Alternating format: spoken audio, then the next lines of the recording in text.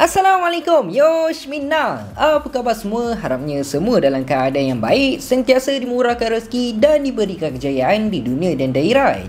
Okey, hari ni kita nak borak pasal kronologi pertarungan di antara hero kelas S ranking nombor 13 iaitu Flashy Flash menentang dua monster ancaman naga iaitu Galwin dan Hellfire Flame. Yang mana pertarungan diorang ni telah pun berlaku dalam chapter 95 dan juga 96. Tapi sebelum tu aku nak bagi tahu awal-awal pertarungan diorang ni telah pun berlaku sewaktu di awal pertemuan di antara tim hero menentang Monster Association. Waktu tu tim hero baru je nak serbu masuk ke dalam markas Monster Association untuk menyelamatkan Waganma yang telah menjadi tebusan. So event pertarungan di antara dua ni telah pun berlaku lama lah nak dibandingkan dengan storyline semasa. Dan pertarungan dua ni boleh dikatakan merupakan pertarungan opening yang telah berlaku di dalam markas Monster Association. Jadi macam biasa untuk dalam video ni memang totally merupakan spoiler. Dan kalau korang tak suka dengan spoiler ke apa, korang boleh je skip video ni, okey? Tanpa melengahkan masa, jom kita start sekarang. Ok guys, sebelum kita sambung dengan video, aku nak bagi tahu ni. Sekarang ni Faiz di studio dah ada keluarkan dua desain baju anime yang baru tau, iaitu desain Naruto Kage, dan buat kali yang pertama kami dah keluarkan desain anime One Punch Man, iaitu desain Saitama. Kedua-dua desain baru ni memang padu habis lah. Memang cantik gila kalau korang pakai.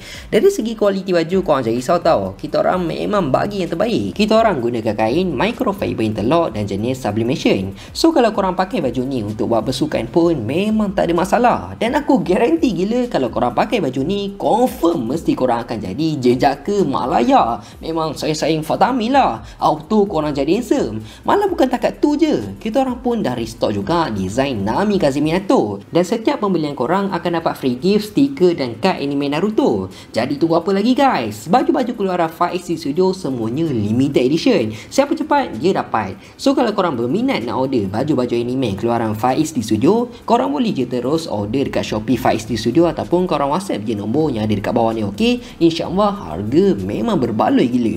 Okey dah settle, jom kita sambung lain video balik. Event ni bermula dengan selepas je tim hero yang dianggotai oleh Champeror, Zombie Man, Atomic Samurai, Tatsumaki, Pit Guard, Super Alloy Dashai, Puri-Puri Prisoner dan juga Flashy Flash telah pun masuk ke dalam markas Monster Association bagi meneruskan misi diorang untuk menyelamatkan Waganma. Dan setiap seorang hero yang terlibat dalam misi tersebut telah diberikan seakan satu chip transmitter yang membolehkan diorang berhubung antara satu sama lain kalau diorang dalam keadaan yang bahaya ke apa kan. Dan diorang juga boleh tahu dekat mana kedudukan kesemua hero berada. Cumanya Champeror dah bagi tahu siap-siap, walaupun transmitter tu boleh berhubung antara satu sama lain, tapi diorang jangan expect akan ada bantuan yang akan membantu diorang kalau salah seorang dari diorang dalam keadaan yang bahaya. Kalau kau termasuk dalam sarang monster sekalipun dan kau mati kan, semuanya akan berakhir macam tu je. Tak ada seorang pun yang akan menyelamatkan kau. So kiranya bila diorang dah berada dekat bawah tu, diorang kena pandai-pandai bawa diri lah. Kena pandai survive walaupun kau telah berhadapan dengan ancaman monster yang cukup membahaya sekalipun. Kau kena pandai-pandai lah. Jadi bila diorang semua dah berpecah dekat bawah tanah tu, Flashy Flash pun jalan je lah seorang diri dekat sana kan. Dan pada awalnya dia telah diserang oleh 3 monster. Aku boleh cakap level diorang ni rendah je, dan Flashy Flash pun dengan mudah je telah membunuh ketiga-tiga monster tersebut. Tapi tak lama lepas tu, secara tiba-tiba telah munculnya dua manusia berhampiran dengan Flashy Flash. Sambil dia tepuk tangan, lalu dia pun cakap lah, kerja yang bagus Flashy Flash.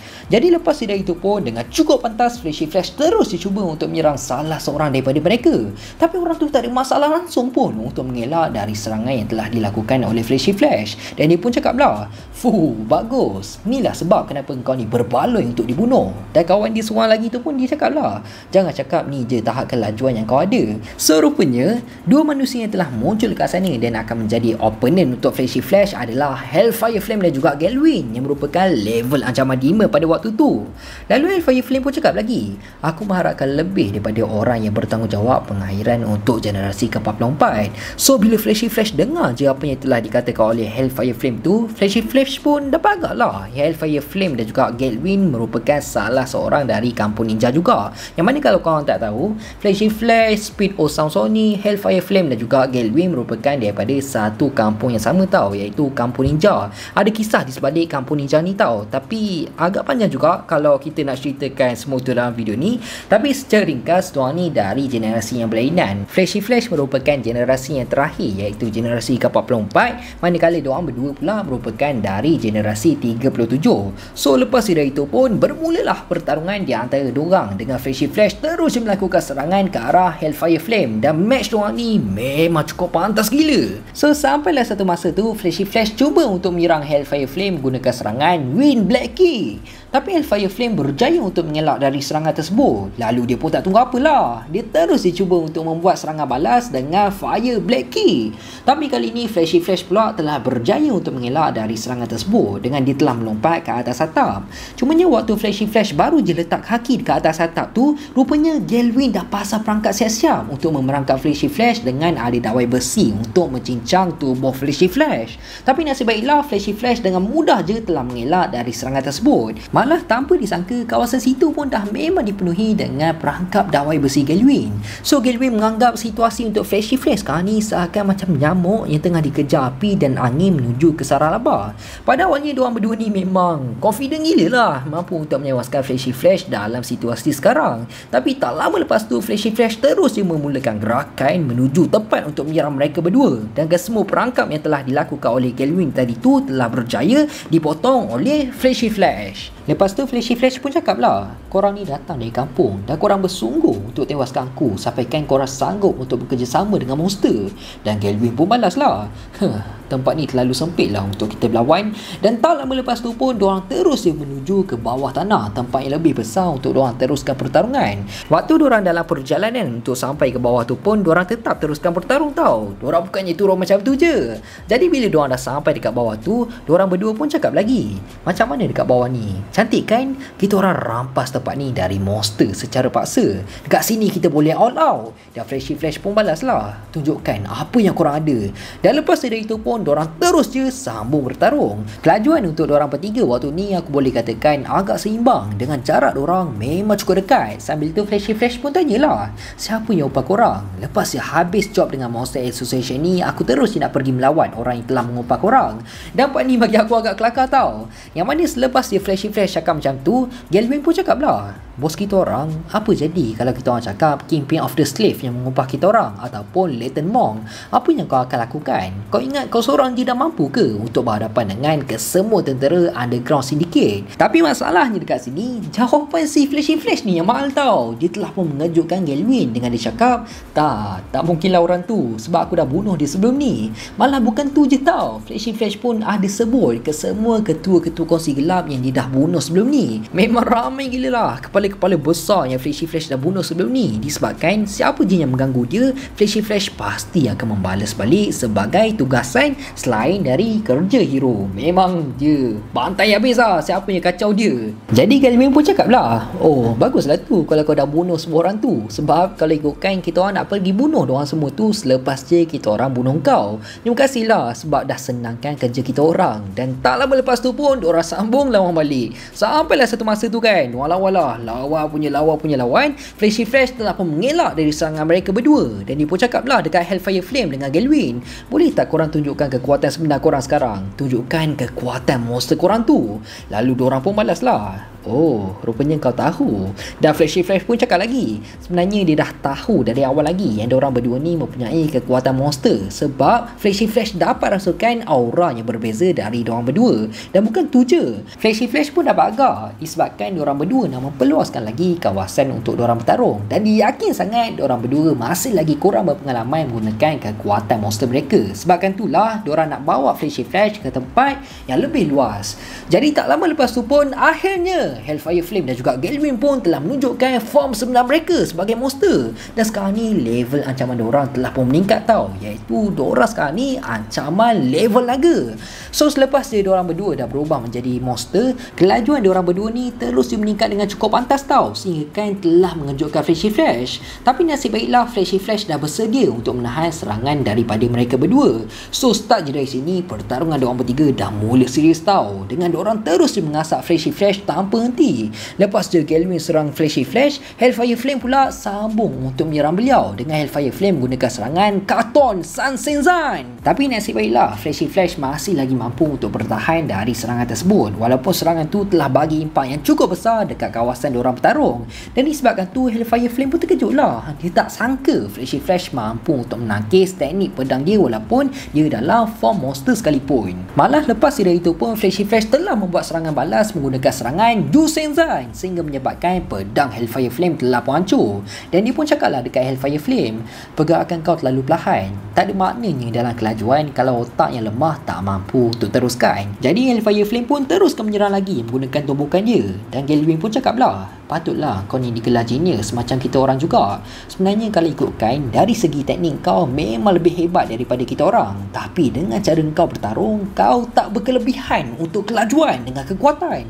Mungkin kalau monster lain berhadapan dengan kau, diorang tak akan menang kecuali kita orang. Jadi Flashy Flash pun balas, kau masih lagi nak cakap pasal hal tu? Benda ni simple. Aku memang kagum melihat teknik korang, tapi aku dah berlatih lebih daripada orang lain. Tak kisahlah laju macam mana sekalipun kau, tapi selagi aku tahu semua pergerakan kau, selagi itulah dengan mudah je aku boleh uruskan korang berdua dengan senang je. Dan lepas dari itu pun Hellfire Flame dengan Galvin pun apa lagi kan? Diorang pun koyak lah. Diorang bernikan untuk menunjukkan kekuatan sebenar diorang sebagai monster, sampaikan diorang sanggup buang maruah diorang sebagai shinobi. Semata untuk tunjukkan respect je dekat Flashy Flash, sebab lepas ni diorang dah tak akan gunakan lagi gaya bertarung sebagai shinobi. Dan lepas tu pun diorang sambung bertarung. Diorang lawan lah, lawan punya lawan, sampailah satu masa tu diorang bertiga terus melompat. Lalu Galvin telah pun melututkan perut Flashy Flash. Dalam masa yang sama, Hellfire Flame pula telah menyerang dan diorang pun lawan lah. Lawan punya lawan memang rancak gila lah diorang lawan. Gerak sana, gerak sini, memang laju gila.